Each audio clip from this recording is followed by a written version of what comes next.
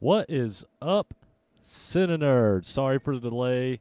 Ryan was doing a whole damn enchilada podcast, and we were trying to get things connected in the transition. So we're a few minutes behind, but we're here.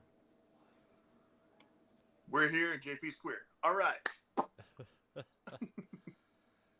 um, What are we reviewing today, JP? so I want to do a gripe. I want to do a gripe before we get into this. Oh no. Yeah. So, um, and actually, right off, I don't know why my YouTube live control channel isn't here. Uh, oh wait, here it is. There we go. Now I can see the chats. Um, okay, my gripe. So you guys talked about at the beginning of a little bit about this at the beginning of the whole damn enchilada. So Hulk Hogan died today. So this is my gripe, and I'm going to go on a little bit of a soapbox right here. Um, I think we're gonna have a similar gripe. But go ahead. So I've had a couple people like posting on like I posted, rest in peace Hulk. Um and it's sad. Hulk was a 80s icon, This is a guy that I grew up idolizing, as a big wrestling fan. Regardless of what this guy has done or said. Um I've had a couple people come on my post, and I've actually deleted a couple people from my Facebook today because of this. If you have such a if you have no value of human life that you are going to laugh and mock and make fun of somebody for passing away, you're not somebody I want to be friends with. I'm just going to throw that out there. Um, that being said, it's tragic. No matter what this guy said or done, we've all said and done things that we regret. We've all done it. I don't care who you are. You've said something that was wrong in the past of some sort that you can't take back. I don't care how good you are, how bad you are. We've all done it. Now, some of the stuff that he said, is it okay? Was it right? No. But you know what? This is a human life. This is somebody who passed away. This is a guy who had family. He had kids. He had people that cared about him. He had fans that cared about him. And I think it's disgusting. I just absolutely think it's disgusting, no matter who it is. If you're going to sit there and devalue and make fun of somebody for dying, I think you're a pathetic human being. If you want me to be completely honest. Okay, end of I grind my gears. No, that's you know what? That's a valid statement, and it's a valid way to start, honestly, because I mean, he Hulk Hogan to me, to the wrestling world. I'm not big in that WWE world, WWF when it was that, but to me, he's the Ozzy of the wrestling world. He was the face of wrestling going through all these childhood years for a lot of us and a lot of people, and even a face later on in years to some people's kids. So yes, he had some fuckery, but like you said, who doesn't? So that to that I say a man lost his life, and be respectful. I'm sorry, that's just what it is. So I agree. Yeah. So I had to start the episode with that because I was just so irritated by some people's behavior. And you know what? If you want to go on your Facebook and you want to post something like that and it pops up in my newsfeed, you know what? I can ignore it. I can. I'll look past it. I don't care. You post whatever you want. Say whatever you want. But when you come on something I post and make multiple comments about making fun of somebody dying, you're not a friend of mine. So that's it. Anyway, I'm JP. I'm Ryan. So we are Cine Nerds, and today we are going to be talking about James Gunn's Superman Now 2025. now that said, if you have not seen it yet, there are spoilers, potential spoilers ahead. I will try and not get into those, but it's pretty much unavoidable. We're talking about this. So do yourself a favor. You can come back and listen and come back and watch it another time if you haven't seen Superman yet, because we don't want to ruin the fun for you. At all. But yeah, if you don't mind the spoilers and or if you've already seen the film, stay with us, because this is a fun movie. It's a fun movie, but like even whatever your thoughts are before you're going to see this, because I know a lot of people are on the fence. They don't know what to feel. They don't know how it be. I highly recommend that you get to the theater and you see it in the theater for yourself and make the determination as you leave. And if you're from Cleveland, Ohio, you're gonna fucking love it because it is all Cleveland, all the way down to the stadium. Like it is awesome. Yeah, yeah. I mean, there's a lot of shots you're going to recognize if you're from Cleveland or even what was it Cincinnati, where the The Hall of Justice, yeah. do you have your audio on the I live? I I just put the YouTube on my computer, and I turned it off real quick. I know I heard it. Okay, so initial thoughts on this film, Ryan. You go first. Oh well, hold on. I'm being told that my voice is in a pocket fishbowl, so they're telling me I sound a little off. Yeah, it's because you're not on a regular mic, and it's No, just yeah. we're going So we're this kind. we're going to Go ahead. get Ryan set up because we're still doing some stuff over the internet right now because of my situation, and Ryan has some issues going on right now too. But we are going to get together and film some episodes in studio. What maybe next week or two, Yeah. hopefully. Um, so while he's here, I'm actually going to set his computer up. He has a small interface, and I'm going to get him set up with a microphone. So when we do these lives, he won't sound like he's in a fishbowl. So for now, my apologies. I'll try and get closer to the mic. Okay. Initial react, or did you have anything else? No, Initial reactions. I went into this. I think I voiced my concerns on this, and JT was like, "Oh, you're already going in negative." But my concern was the DC universe. Their approach at Superman has always been hurried. They're trying to catch up to Marvel, and it really frustrated me because I felt like that's the reason they hadn't been successful in the past. James Gunn, having done Guardians of the Galaxy, knows how to make multiple stories, multiple characters work, and I was hopeful for it, and he delivered. So I went into this with very low expectations and came out very, very pleased. If you're looking for a dark Superman, this isn't the one for you. But if you are traditional to Superman, you're gonna love it. So my initial reactions, and the guys that have watched our 2025 most anticipated films episode will know that this was my number one, wasn't it? I think so. This was my number one or number two. It was between this and 28 Years Later on my number one, but I'm pretty sure Superman was my number one most anticipated movie of 2025 for obvious reasons. Anybody that knows me knows I'm a DC fan through and through, and over Marvel. And I'm not talking movies. You can sit here and go, "Oh, well, Marvel." I'm not talking movies. I'm talking comics. We're talking comics right now.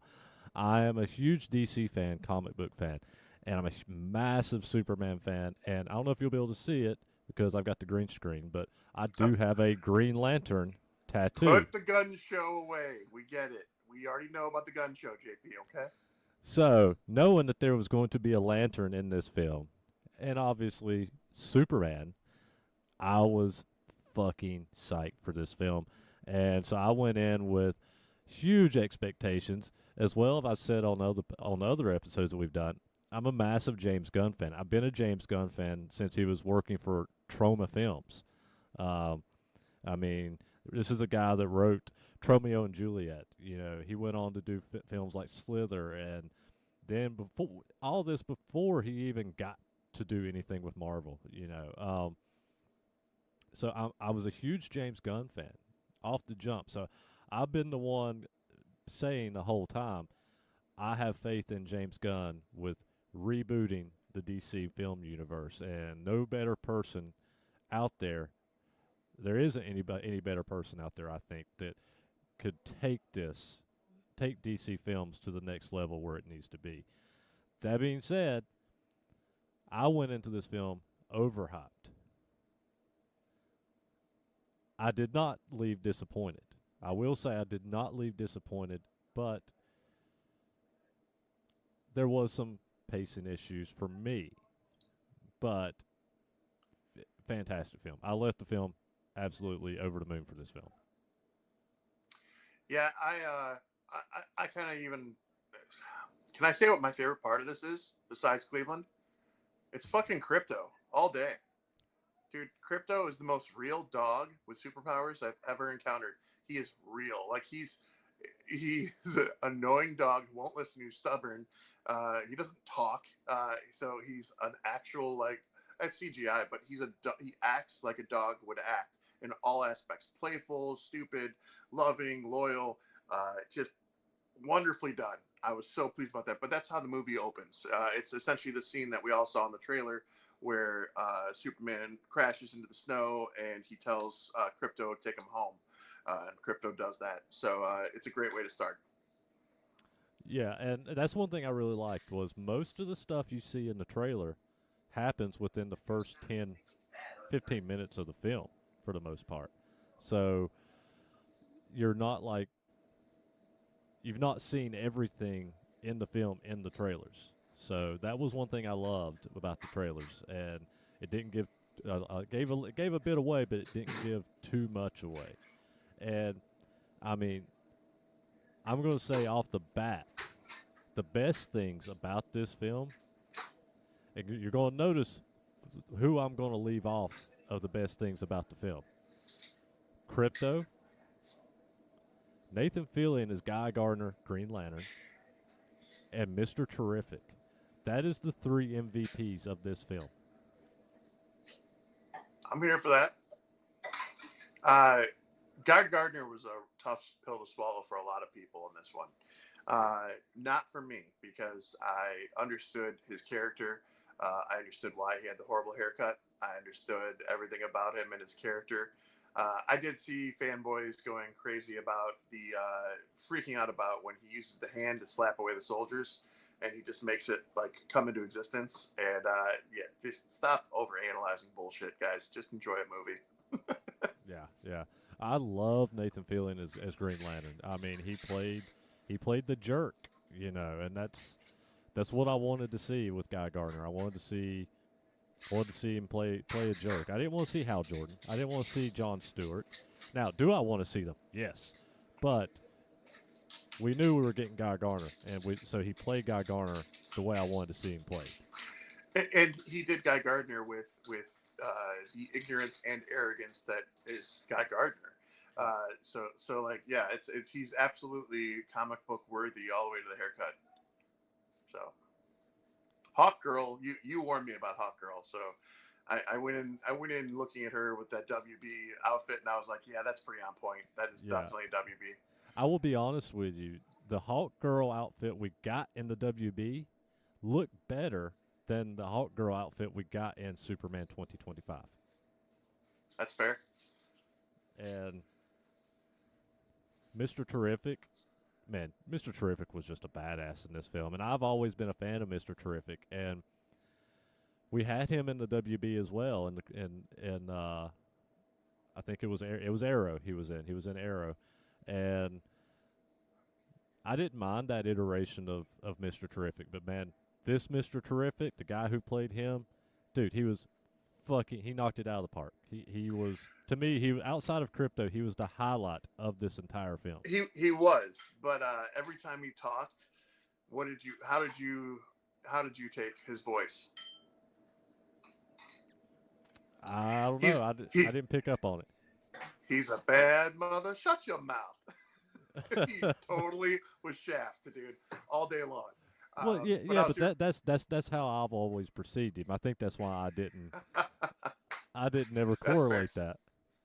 Now, I do have a question because he's somebody I don't follow in the comics, so I don't know much about him. His ship, that reminded me of fucking Watchmen all day long. So is that normal for the comics, or is that just what they did for the movie?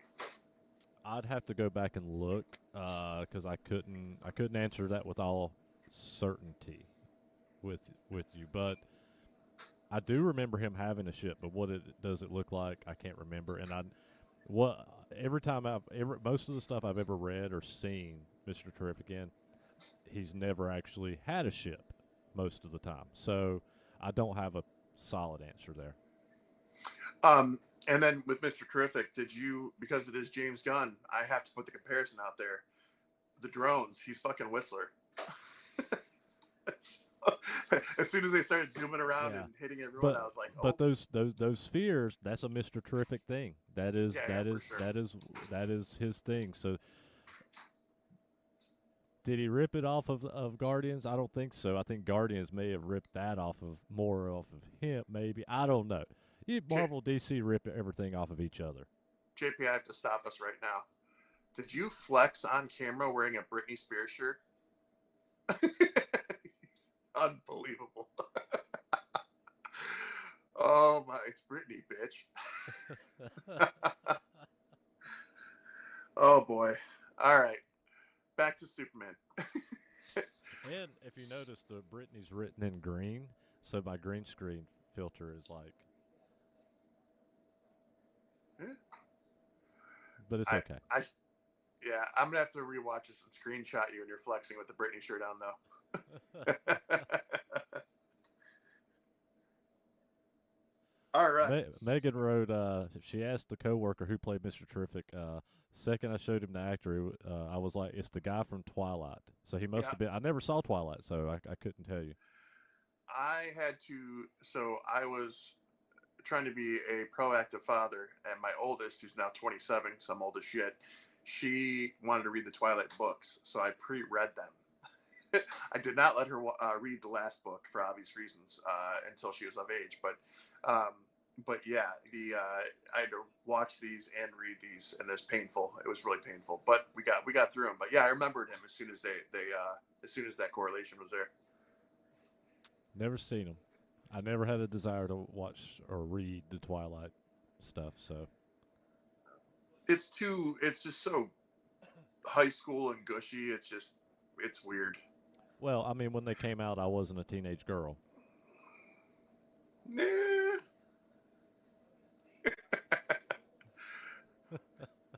Hey, your life choices are yours. I respect you, sir. It's fine.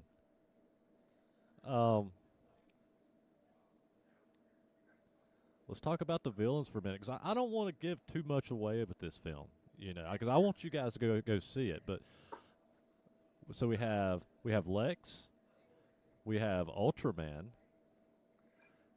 and I've got some questions I want to ask about Ultraman with you. See if we can. Okay. And I go ahead.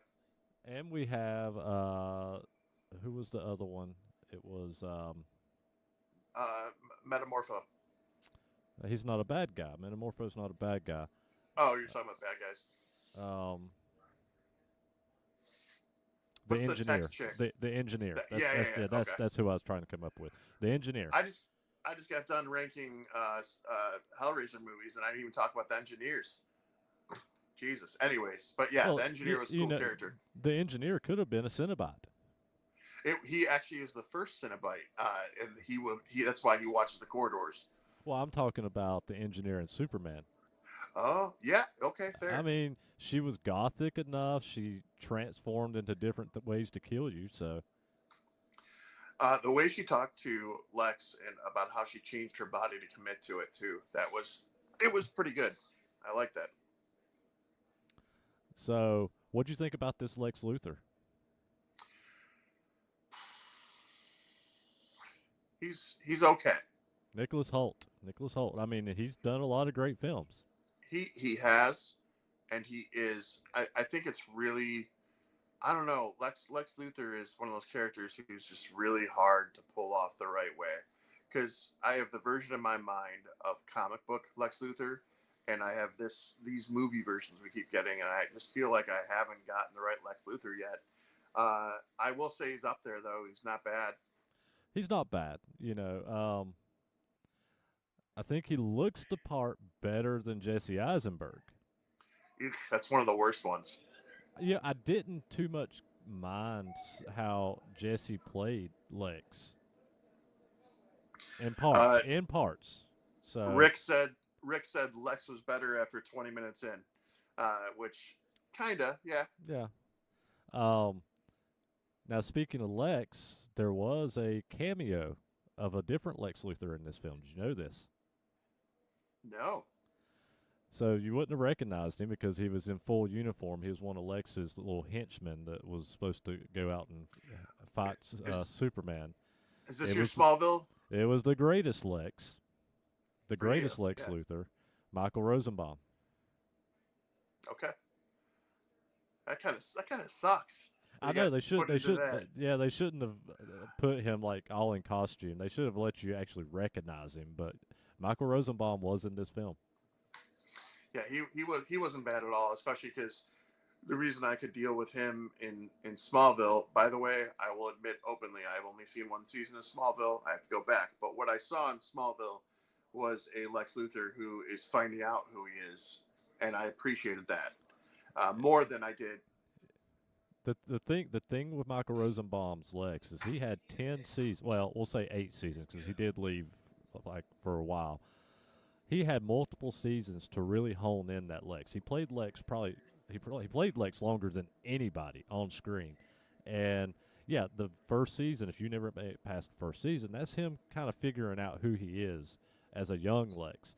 By the time the end of the series, you've got full on fucking evil Lex in that series, and he is amazing. He is the by far the best Lex Luthor we've ever had. Even better than uh, what's his name that just passed away? Gene Yeah, Gene Gene Hackman. Hackman. Yep. Um, Everyone crucifies me for this. I don't care. I am okay with Kevin Spacey's Lex Luthor. Yeah, you can do that all you want. He was not as bad as everyone gives him grief for in that. He was.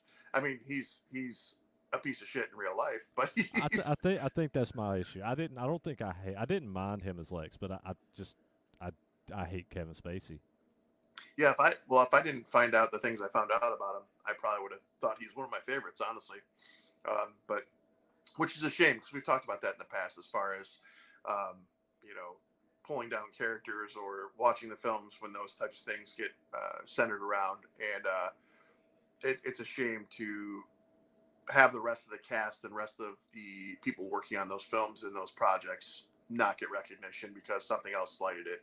Now, who I wish we got to see as Lex a lot more was Michael, and I can't think of his name, but the guy that played Abraham in The Walking Dead, where he played Lex in Superman and Lois. Superman Lois, yeah, that he was pretty twisted. I kind of liked him a lot. Yeah, yeah. Yeah, no, yeah, I agree.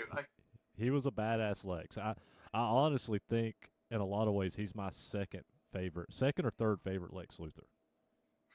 I think he might be my favorite, He's and definitely up there. I have to thank you too because you told me about Superman Lois. I took it as another WB thing I didn't need to watch, and I watched it, and it's one of my favorite versions of Superman. So Mm-hmm. it's pretty solid. And to let you guys know that are watching, we are going to rank our favorite Supermans tonight. Which was far harder than I thought it would be. Wasn't for me. Oh my god! I mean, there literally so many good actors who played Superman. So I mean, yeah. So I did leave off on my list though. I left off the guys that played Superboy. I did not include them, yeah, and yeah. I didn't do that either. I did not include any animated Supermans either. I didn't either. I only Because did of the because 9 people who did. because if I had have included animated, then obviously Tim Daly would have been pretty close to the top of the list. Yeah, no, I only did the 9 who were in the series of movies. That's me. That's what I did. All right, cool. So, um, getting back to 2025. Um, so let's talk about. We talked a little bit about Lex, and we've really not spoiled much with this film, which we're trying to avoid. But my questions I'm getting ready to bring up now, I am going to spoil some stuff. So beware. Um, Ultraman, who is kind of the big bad in this film, um, who is essentially he's equivalent to Superman. Spoiler alert, you find out that he is a clone of Superman. And further spoiler alert, maybe I feel in the upcoming films in the future he'll become Bizarro. So this is where I was going to question you. So do you think that we're going to see Ultraman again, that Superman clone, and we're going to see him come back as Bizarro, or or with him being a clone? Do you think that maybe Lex is going to clone another one, and we're going to end up having Superboy, the Lex Clark clone Superboy? I mean, it's a very possible thing. Uh, I feel like we had a good version of it in Titans already, Mm-hmm. but that wouldn't be bad. But I don't know how they would make that happen because if it's a clone of Superman, I don't know. That would be weird. I feel like see that's where we start getting into semantics. How far are they willing to spin off and mess with this DC universe without sticking to the basics? Because I feel they need to have core structure and not spiral off in too much, just to get us caught up. Yeah. So yeah, I'm hoping I'm like you. I'm hoping Bizarro, but I'm a huge Superboy fan, so I'd like to kind of see that too. But I'd only want to see that if we were to get the Titans to come in as well. Um, and that really depends on how far. I mean, DC is such a. I mean, so is Marvel, but DC, every group of heroes linears off into so much more. So if you get the Titans, now we're into Batman, now we're into Red Hood, now we're into so much more. So it just could keep going and going. So for me, I hope they stay simplistic to start and keep it streamlined so we don't get too crazy. But at the same time, there's a lot of leg work to be done for DC. So Rick commented, "What if he keeps cloning and that's where Bizarro comes from because he's deformed and slow?" Now, I mean that's a possibility, but I think it's more likely that Ryan is correct in the fact that Ultraman being sucked into that black hole has rearranged his DNA and body, and he would come back as Bizarro out of this black hole or alternate dimension. Which is similar to story that happens in comics. Yeah. And Bizarro, too, by the way, is my favorite villain in all of DC. So I am here for this. I, I don't rank Superman up as high in the heroes, even, but I put Bizarro up at the top of the villains because, as I've talked about many times before in the podcast, I love conflicted characters. Anyone conflicted is amazing. Bizarro, he's almost too dumb to understand what he's really going for, and I'm here for that. I think it's amazing to have those powers but be stupid. And we got a great version of Bizarro in Superman and Lois. Yeah, we did. So, What what did you think about the conflict that Lex devised to keep Superman distracted with the fake country, whatever it was? okay, this is a little bit where I got a little disoriented with this film. So, I think it's cool. There was aspects of it that I loved, like especially by the end when he can't get there to save these people. And okay, I'm just going to let me rewind, and it's going to lead me back to answer your question. So, what I love about this film, unlike the Snyderverse that everybody keeps praising about how Henry Cavill, the darker Superman, the blah blah blah. That's not the Superman that I grew up reading. It's not the Superman that I fell in love with. The one thing James Gunn that did with this film that I fucking love is you have a Superman that cares. You don't have a brooding Superman. You have a Superman that cares and values human life, everybody's life. He wants to make sure everybody's safe, not destroying buildings. He's even trying to save buildings. And this is something that goes all the way back to, well, you can say, well, it's not realistic, but if you this goes all the way back to George Reeves' Superman and old comic book Superman. I mean, you see the iconic Superman that always would, put his body in the way of a train track to make sure a train wouldn't derail. You always would see him catching buildings and pushing them back up. that was the Superman that I grew up with. That is the Superman that James Gunn gave, and he was constantly trying to make sure nobody would get hurt or killed.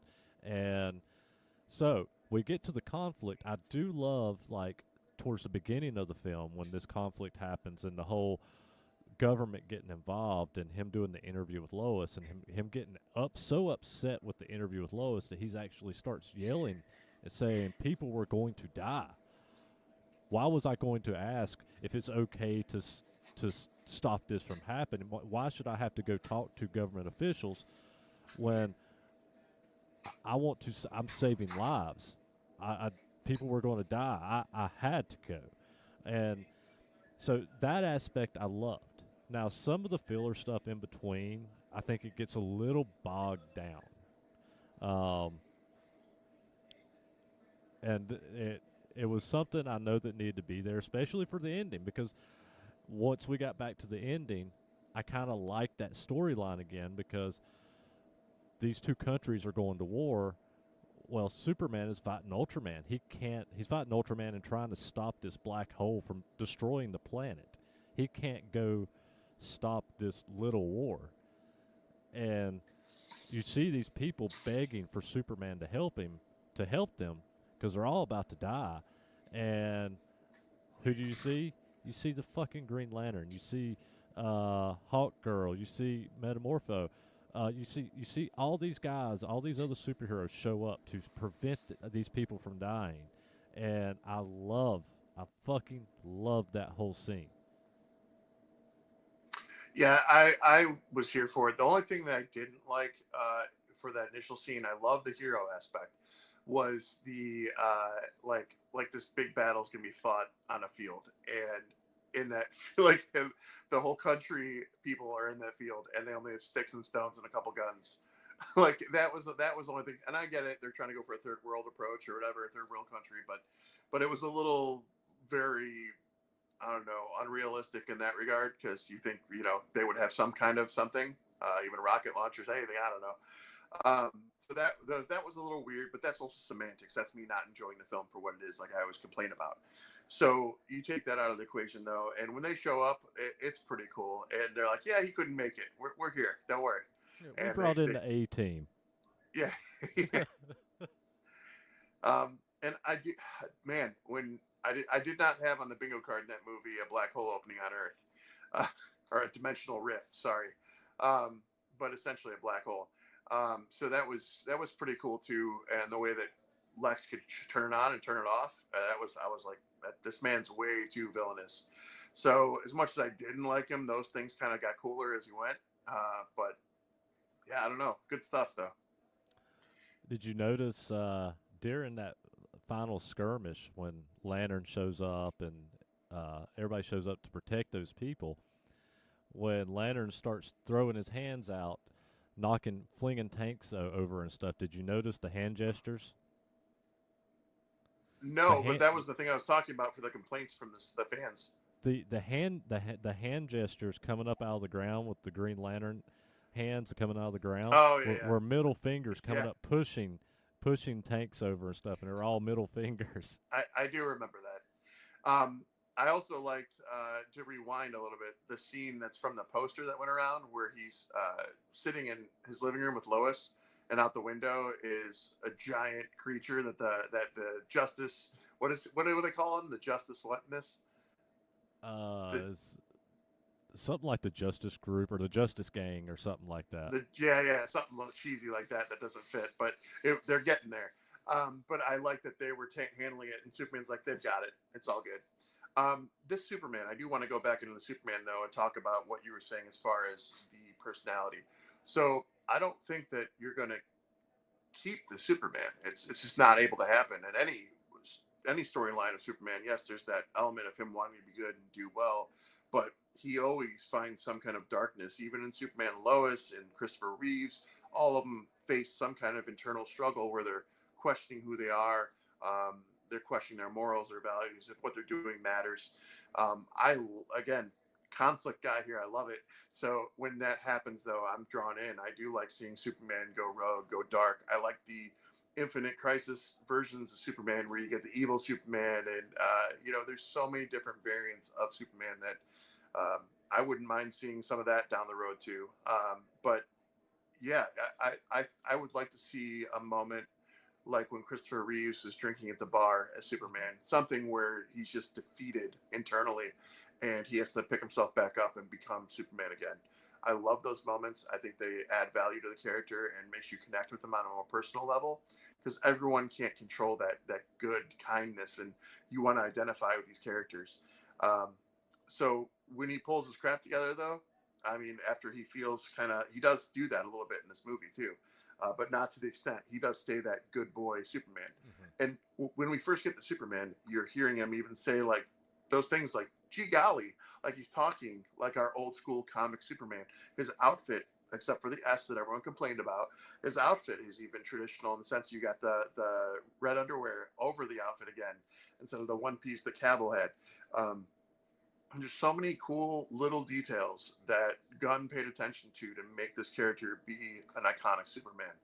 Now, the iconic Superman part aside, did, did you notice the change, the trust, the with truth, justice, and the American way?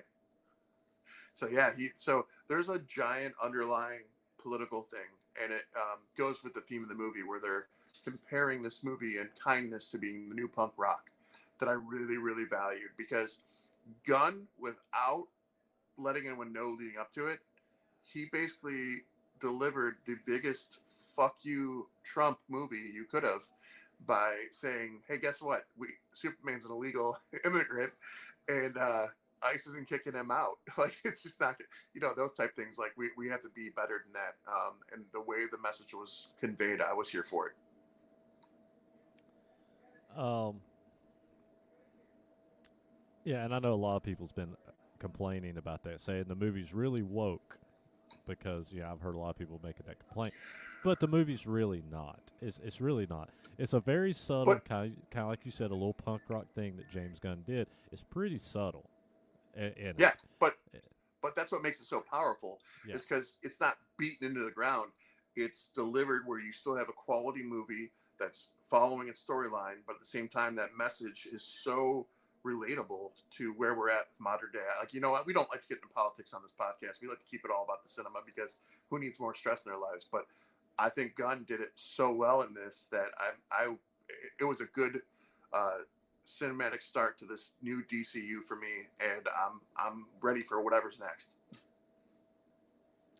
so, talking about the Superman, what do you think of David Cordes? What? How do you say his last name as Superman?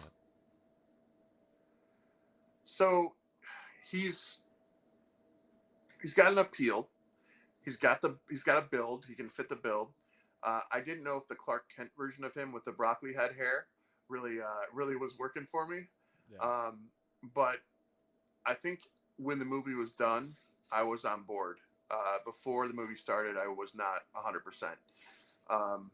That's like you and I have talked about this before. That's like Matt Smith as Doctor Who. Like when I saw him first, I was like, that's not the guy. And then I saw his character, and I was like, that's the guy.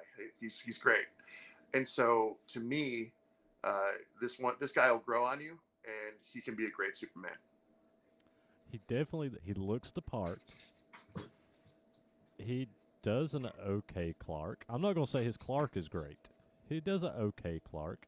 He does a great good boy Superman. Um, he has time to grow into this role because he's not the best. We'll find out where he ranks with me here in a little bit. He's not the best, but he's good. He is Did good. you? I will say he has definitely got a lazy eye or something. Well, so does his dad. So, Papa Ken, I those mean, eyes. yeah, they talked about this in the trailer, where he was flying, and they were like, "Oh, well, the CGI is weird or something," and you see his eyes look like they're doing this. I think he there's moments where his eyes actually a little lazy. You see it throughout the film, and I hate to say that it's bothersome, but it's a little bothersome, because you notice it and you're just like, what's, but whatever. He can't help that, so Um, frick, what was I just gonna say? Oh no, I had something, but I got. It's gone. It's gone. All I know is that I was not a fan to start. I'm on board now. The one perplexing character in this movie that I did not understand, Jimmy Olsen. I love Jimmy Olsen in this film. But they make him like he's such a chick magnet in it, and I'm like, wait, what? Like even the actor, the guy who plays him, I was like, but he's not even a chick magnet in real life. Like I don't get it. Yeah, no, Uh, that's to me. That's what makes it so great. Is that it casted the, and I can't think of his name, but it's the guy from Righteous Gemstones. uh, It's the older son from Righteous Gemstones, and he's not the best look. He's not an ugly guy, but he's not a. He looks like a Jimmy Olsen guy. Looks like he could play the quirky nerdy guy Jimmy Olsen, and that's who he's playing. But all these women love him, and like not just like hot women. There's like these like beautiful like women, or like Lex's girlfriend. yeah, like Um, Lex's and, girlfriend, like is and obsessed so with him. Lex's girlfriend's obsessed. Now, what is he's got her in his phone as like something crazy toes or elephant toes or something. Something, yeah. It's something with her Uh, feet, yeah. yeah, so every time it rings, that's what you see on his screen, and he's just laughing. But I like that too. I like they kind of made her like the Gene Hackman girlfriend from Superman 2, Mm-hmm. where she was kind of ditzy. She alluded to being ditzy, but then she was really intelligent in how she was getting information. She's taking all the selfies, and she had all the information behind her in the selfies, and got it to Jimmy, and that's how they figured out some things. So I was Yeah. here for that.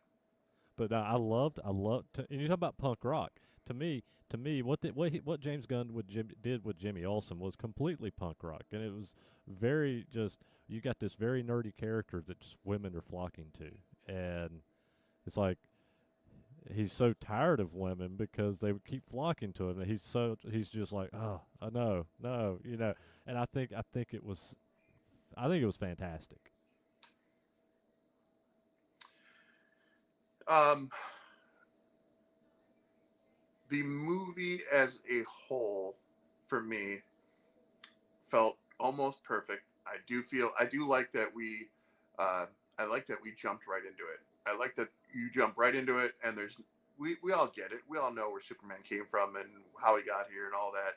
So we get right to the point. That was a big thing for me. I was worried that they were going to try and give us backstory and catch us up, and we don't need it. We don't need it at this point. Everyone knows where he came from, and we know the deal. So when the movie starts going, it goes full steam. Um, and there's a few moments where we could have shaved 10 minutes out of here, but overall, no, it was great, start to finish. I liked the girl who played Lois too. Yeah. She was a solid Lois. She was a modern day strong woman, kicking ass and taking names. She was right up there with what's her face, Amy. Amy Adams. Yeah, because I think Amy Adams was awesome at Lois too. So I was here for him. Nobody could be as awful as Margot Kidder. So But but Margot, that was Lois. What? as much as I love Christopher Reeve, Superman, Margot Kidder is the absolute worst. She is just the absolute worst in those films. I could see where you think that, but he did turn back time for her because she was that awesome. I'm just saying.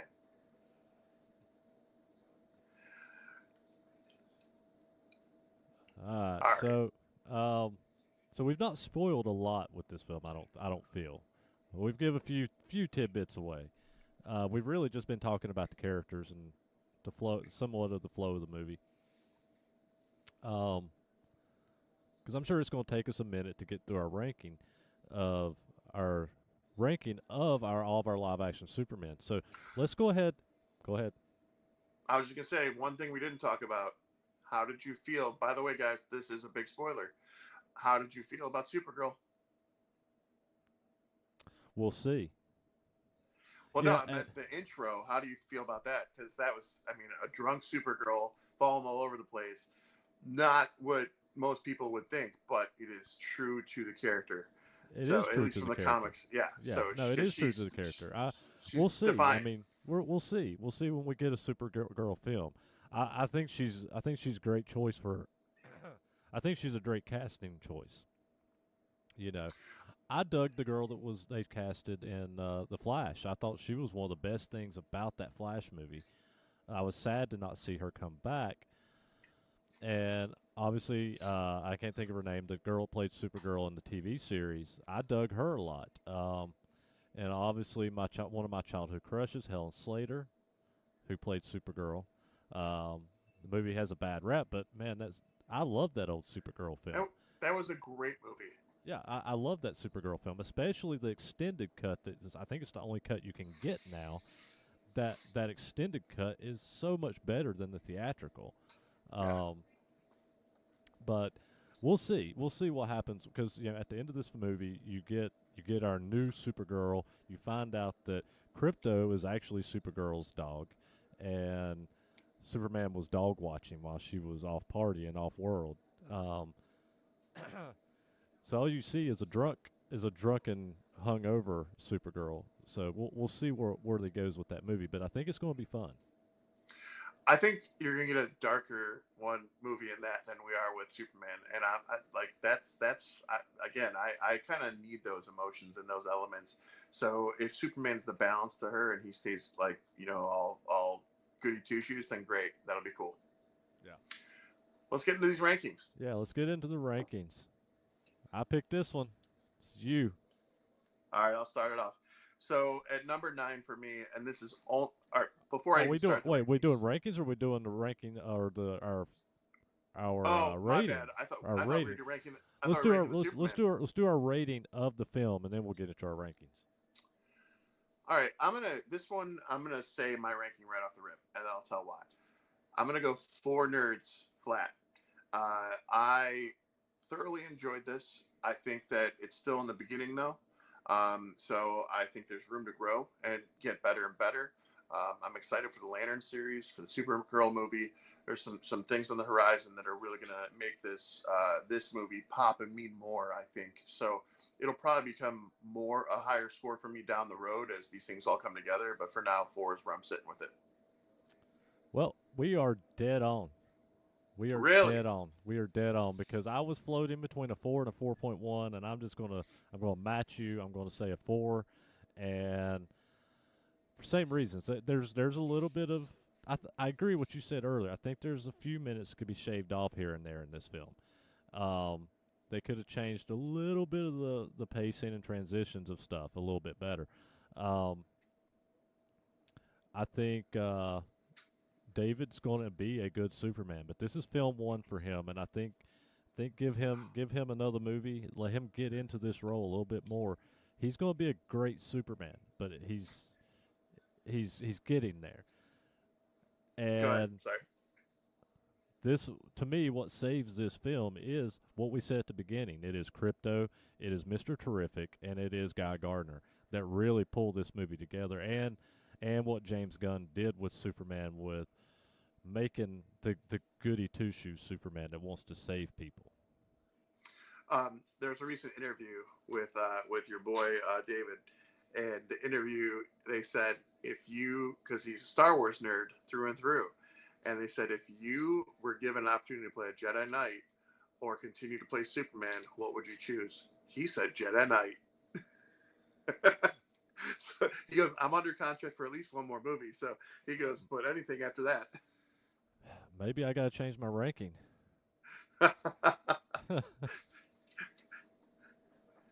All right. Want to get into this? Yeah, let's get into it. Let me get my little notepad up. You want to go first? You want me to go? Are we I going can to go do first. rock, paper, scissors? No, I'll go first on this one because again, Okay. it's your pick for the movie, and so we will go from there.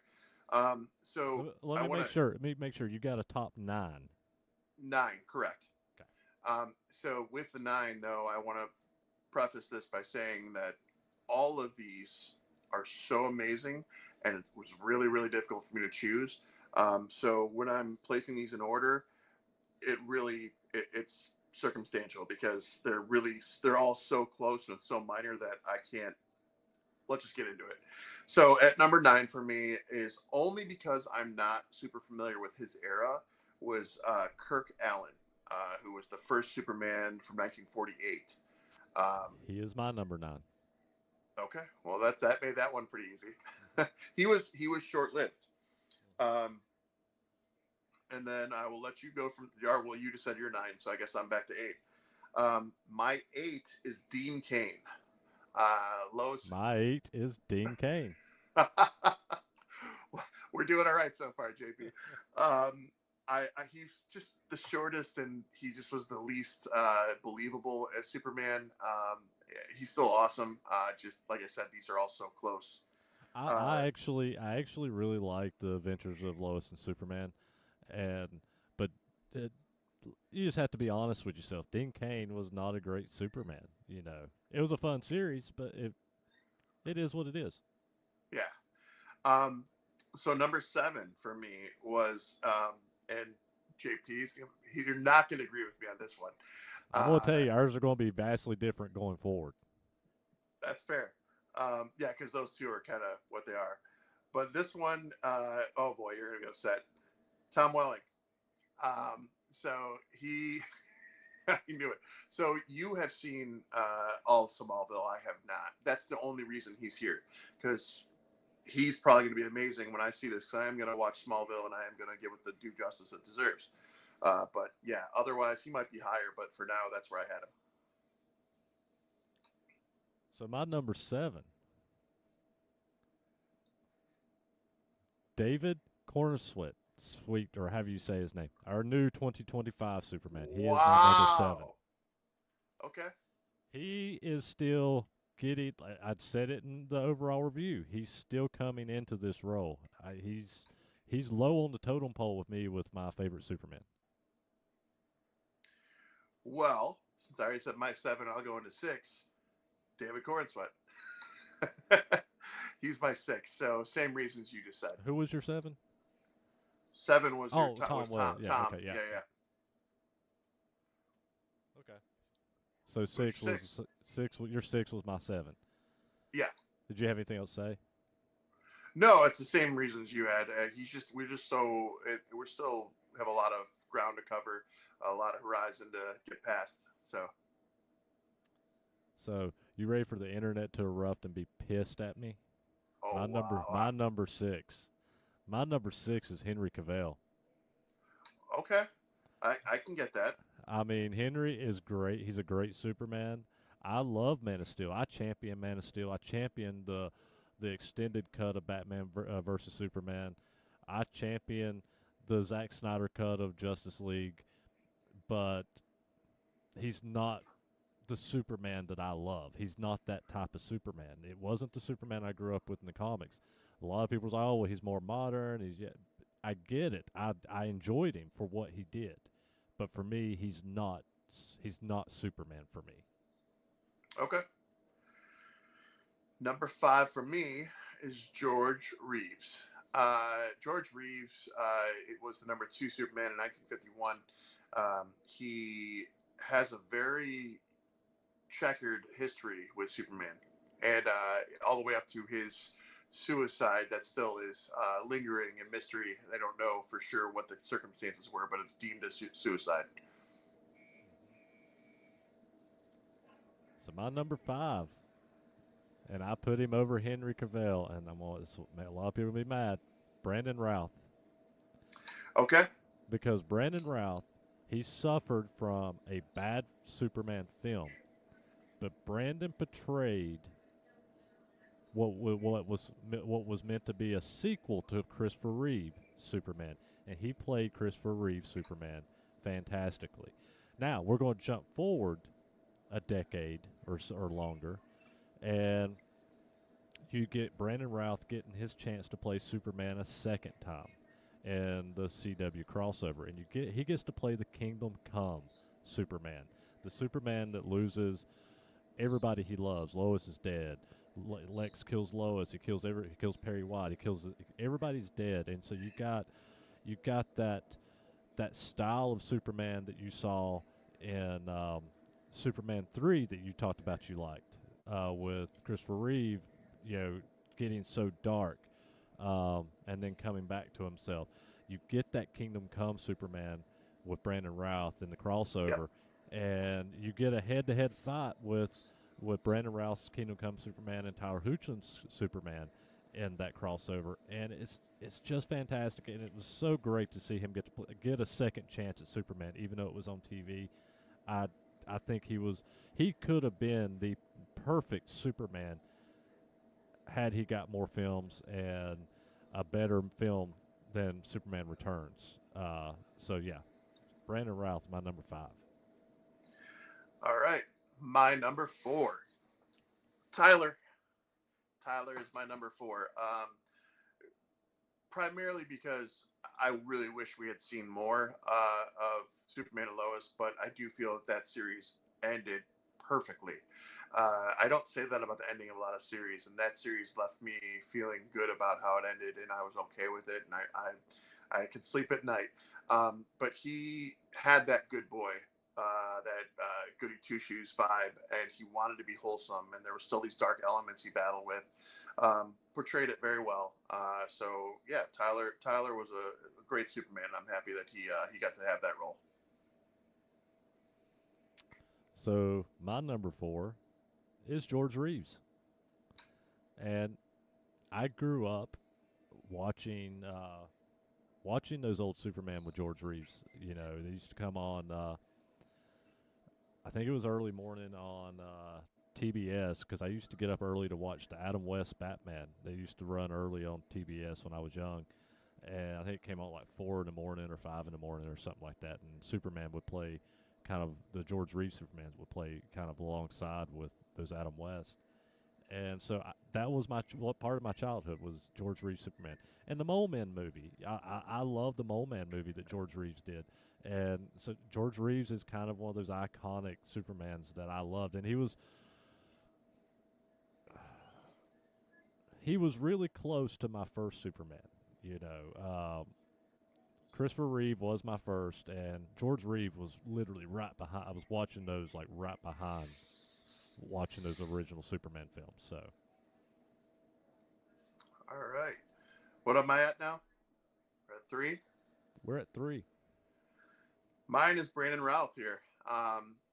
All across the board, what you said. I feel he was robbed. I actually didn't mind. I know it was a bad movie overall, but I didn't mind the movie. I thought it was done really well from his side of things for what he had to work with, and the redemption of the WB element, CW, whatever we're calling that world. The redemption that he got playing Kingdom Come Superman was spectacular, and like when I didn't know that was going to happen. So when I watched that Crisis on Infinite Earths crossover, when I saw him, I literally jumped out of my chair and yelled yes, like I was so here for it. So yeah, Brandon Routh's awesome, and he definitely deserved that second chance. So my number 3, Tom Welling. And I know a lot of people listening or watching right now. Well, he didn't even really wear the outfit. You just saw him have the top on at the end of the series. I beg to differ because through most of the series, he was known as the Red Blue Blur because he wore a red jacket with the Superman emblem on it, and he was essentially playing a version of Superman that wasn't in that outfit. Yes, he was playing Clark Kent 90% of the time, but he was still Superman. And he had 10 seasons of TV to really to take that character from a teenager to an adult. And it, And he was in the WB crossover. I'm getting there. So, and it leads you up to the point of he's working for the Daily Planet and he's coming out as Superman at the end of the series. And I think that he had so much time and so much more screen time than any other actor as Superman. Because I mean, he did 10 seasons. I think every season was 22 to 24 episodes each. So I mean, this guy put the time in as Superman, and he was a fantastic Clark Kent. It was a fantastic backstory tying Kryptonians onto Earth. Um, then you get a little tease with him again in the crossover on the WB where Lex Luthor is trying to kill all the Supermans, and he shows up into Smallville, and there's Tom Welling, and you, you essentially you have a powerless Superman. He's given up his powers to live with Lois, and he ends up punching Lex out and says, "I don't need powers to kick your ass." You know, that's if that's not Superman, that's the most Superman fucking thing. You know, um, Tom Welling is absolutely an iconic Superman. I'm looking forward to watching the series, my friend. um, all right, my number two. I know you don't care for him that much, but it's Henry Cavill. Um, I First of all, earlier on the whole Damn Enchilada podcast, I had watched the Hellraiser movie Hellworld years ago, before Superman was even before Cavill was Superman, and I did not realize that he was in that movie because it's such a B movie, low budget film, if you will. And he was so young in it, and it was cool to see him there. But as far as Superman, I got all the variations of Superman with his character. I saw the good, I saw the bad, I saw the darkness, I saw the redemption, I saw love and loss, and I loved what he did. And I'm sad he's not Superman anymore, but I'm excited for what the next chapter brings. So he will stay with me for that because I like the conflicted characters. He'll stay with me for that. Okay, so we're down to my number two, and we're down to your number one. I think we know where our number one is going to be. So my number two is absolutely my favorite Superman of modern day, and that is Tyler Hoechlin.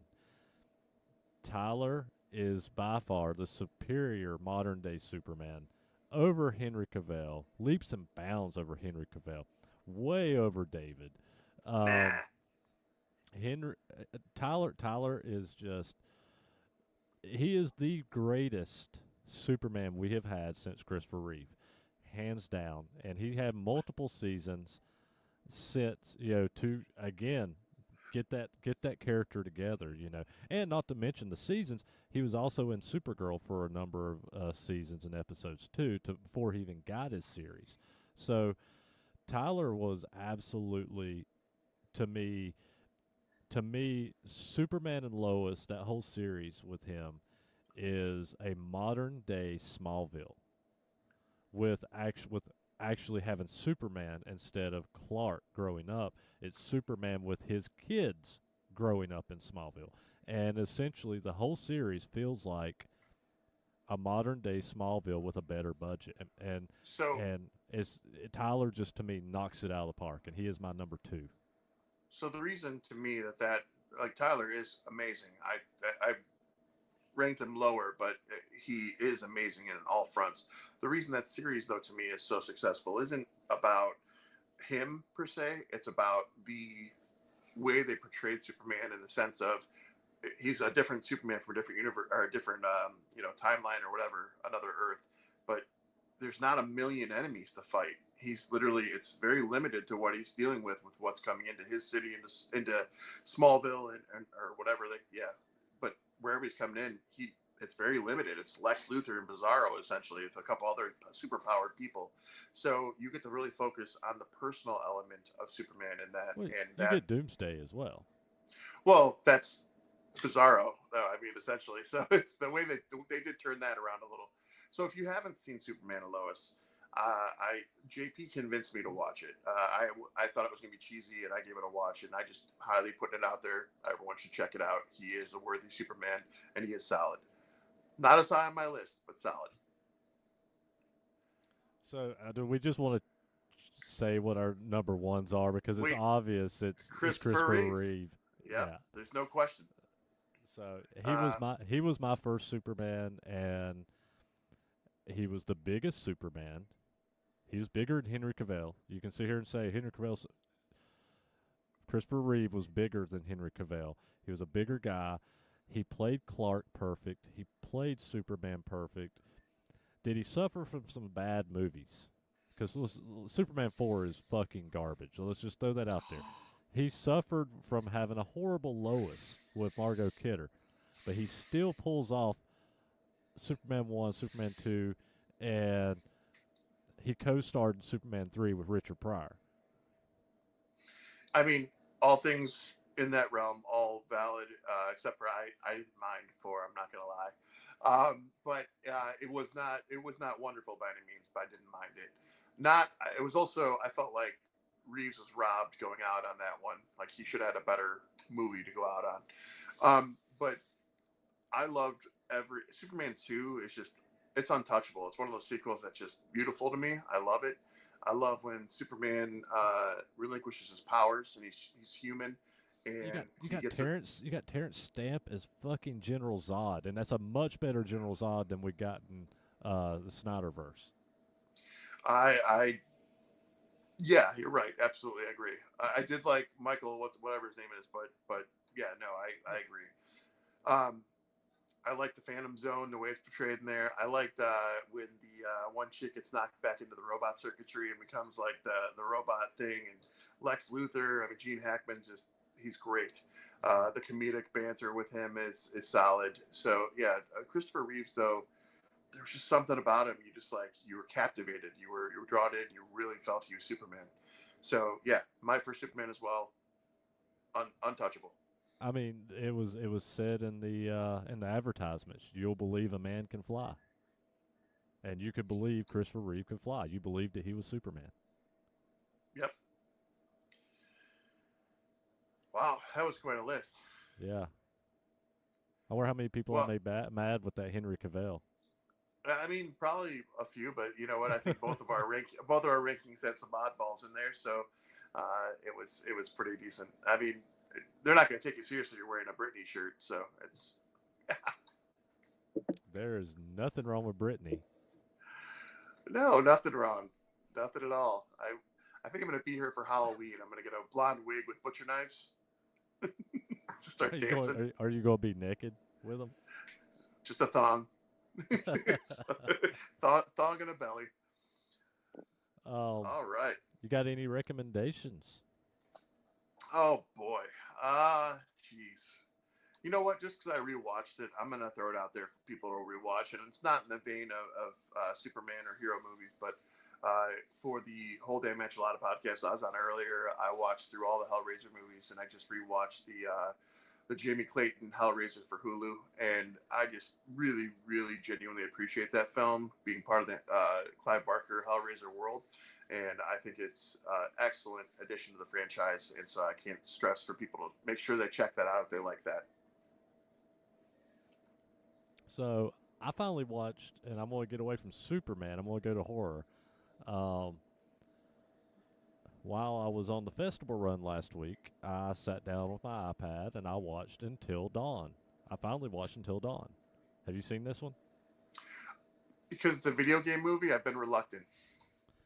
So I never played the video game. Now I want to play the video game now because I didn't realize that it plays like, and the same people that did Until Dawn did The Quarry, the game The Quarry, and I love the video game The Quarry. So now that I know that the people that did The Quarry originally did um, Until Dawn, I'm going to go back and play Until Dawn now.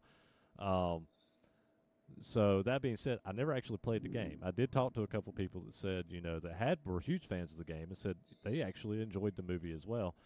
Now, I think it's a pretty fun fucking movie. If you're looking for a good horror film and you just don't have anything new to watch, check it out. It's pretty fun. Okay. Now, does it have some quirks in it that I'm just like, I don't know about this.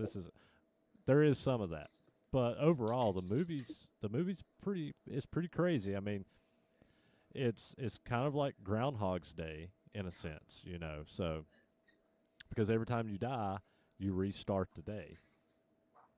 So I was just talking about a movie that's like that the other day, Blink Twice. I think I was talking about it last week on the podcast. yeah, and then you've got two of my favorite horror films that came out in the past 10 years. Happy Death Day and Happy Death Day to You that are kind of like Groundhog's Day. So Those are solid.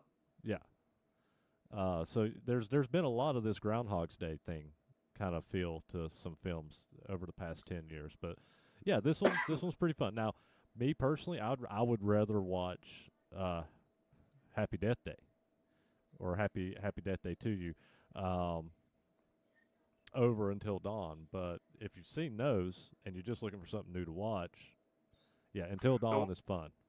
The wife actually got me hip to the Happy Death Day, and I enjoyed both those.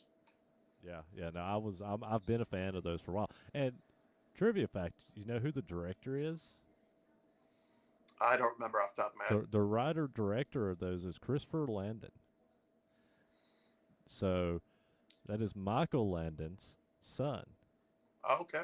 From Stairway to Heaven, Yeah. Little House on the Prairie. That is his son that did those films. So Ryan, personal life trivia: my baby brother John is named after Jonathan. So from Stairway to Heaven. So yeah. And that's another one I grew up watching was Stairway to Heaven and Little House on the Prairie. So. Oh yeah, that's because we had such few channels back then. That's fair. That is fair. Because I had Doctor Who in the mix, the old one. I had Tour of Duty, Twilight Zone, the old black and white ones. So yeah, all those were kind of in that same vein. MASH. Yeah. So I forgot to do something I was going to do at the beginning of the episode, but I got on my rant pissed about the Hulk Hogan thing. So I have a friend that is going to be making a new shop for us and going to be getting some extra items together for us. I'm going to get the links up as soon as she gets them up for us, and she's going to make stuff as it's ordered for us. She sent me some samples in, so I'm going to show you guys some samples. So this will be up hopefully here in the next couple of days. I'll have this up on our website. Who is your amazing friend? Her name is Angela. She used to work with me years ago in North Carolina, and she lives in North Carolina. So one of the things she sent was, wrong way, keychains. She has these little nifty little keychains. So yeah, there's a keychain. And for all you that like koozies, sold. She has koozies that she can make with, you see, the cute little cartoon us's. And she's got a couple of different shirts designs that she's working on us with. Oh, I love it. I love it. Yeah, the established 2023 CineNerds T-shirt. That's the back. It has the patch on the front. So this is just a few of the items that she just sent me as samples. So is that sample a triple X by chance? I will get her, and I should have told her because whenever she sent them, I just said, can you get me some, so can you do some samples for me? And I was just expecting her, to maybe do something, and send me a picture, and then next thing I know, she's mailing this to me, and I should have been like, hey, can you make me a blah blah blah blah size for Ryan? But I will get her to make you. What size you want? Triple XL, please. Triple X. I will make sure that comes to you. So yeah. I was gonna say I'm so fat that my size is blah blah blah blah. You know what? I mean, to me, you look like you've lost weight. So I'm down 15, so we're getting there. But yeah. Triple X's seem to be comfortable still. So I mean, I will be honest with you. I walked past you yesterday at the Pantera show because I didn't recognize you because you were thinner. It was all optical illusion with the black shirt, I assure you. So anybody that wants some of this stuff, she's going to start getting these up for me. I think she said she was actually going to start getting them updated onto her website tonight. And once she gets that up, I'll get those links onto our website, and you'll be able to go on and order whatever she gets up and posted. So so yeah, hopefully some of you guys can order some of this stuff and get some sales. And one thing she said that she's doing for us is, and another reason to kind of push this, so you guys know that we got 2 of the 3 cameras to replace. So I mean, obviously she's going to have to take the cost of the shirts, and she's going to have to make some money for her time and actually doing this. But anything that's made, we're going to set to the side and get that last camera, and that way we can get that So, ahead. And so the link's set up like a traditional shop then. yep, So okay, that's good. yep, That's awesome. yep. So that way we can start putting some. It'll give you guys something to buy to help us, get some other things we need. We need to get that camera. There's another rack system I need to get to finish setting up the studio downstairs the way to make it look right. I've got it okay right now, but um, so there's a few things like that we need to get, and and it helps cover the cost, like our distribution cost, because I mean that's $15 a month, and our website cost is a couple $100 a year, a few $100 a year between domain and hosting. One thing, I mean, if we end up making enough on merch, I've said it before. I wanted to already be doing this. I wanted to update our distribution so that the video versions like this, we could just upload it to all the podcast sites, not just the audio. So we'd actually have video and audio on all the podcast sites. So, but all that costs money. Cool. We got some other ideas, but we'll keep you posted. We're gonna put those out there, but we're gonna try to make it a little more interesting because we can't grow unless we keep going. So we want to try and do that, and we appreciate all you guys tuning in and chatting with us every week and helping us get there. All righty, you got anything else? Nope. I'm just happy everyone stayed in for this long. It's one of our longer episodes in a while. Yeah, we had a lot, and we did the top Supermans, and yeah. So yeah, all righty. All right. We don't know what we're doing next week yet because we've not talked about it, but we're going to get something done. I don't know if we're going to record a batch. We're going to record we'll talk about it. We'll talk. All right. So until next time, we'll see you next Thursday with whatever we plan on doing. Later.